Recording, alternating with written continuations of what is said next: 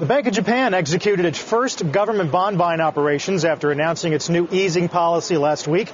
Let's get to Rick Santelli in Chicago with some more thoughts on that. Hey, Rick. Hi, Carl. Watch out. He's singing. He feels pithy today. So, okay, welcome, Ira Harris. Why did you say that? When the announcement came through, you said BOJ just declared war on the ECB. In very simple terms, not in the weeds, tell our viewers exactly, because this isn't about comedy. You really believe this, so tell us what you're thinking. Well, look, we talk about the bond buying program in Japan, but we then start, and Kyle Bass has been so good with this, 97%, 95% of all bonds are owned by Japanese insurance companies, Japanese banks, and Japanese private citizens, unlike here.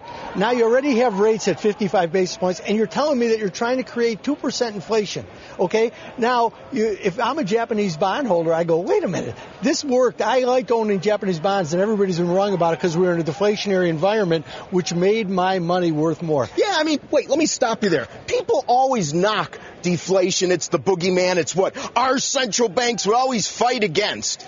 Let me see. So if you live in Japan, prices really kind of come down. Comes right in your wheelhouse. Certainly your wages aren't going up. I'll tell you what, I could think of worse scenarios than what's been going on. Unfortunately, their industry still stuck in a quagmire, in my opinion, of leftover real estate loans. Really, there's a lot of bad issues there. Not necessarily that. Okay, so get to your point. You said if you sell, if you were holding any of these bonds. Sure. Why? Because if you're telling me you're going to turn the asset that I'm holding into a negative real yield, I'm going to get rid of it. And what am I going to do? I'm going to start, remember, we're going to have the return of what we nicely call Mrs. Watanabe as she scours the globe looking for a more positive return, as are the Japanese insurance companies, as are the Japanese banks. And so where's that money going to go? It's going to go wherever it can. And remember, the G7 said, the Japanese can do whatever they like. As long as they don't buy foreign bonds. But because the vast holdings of the Japanese are by Japanese,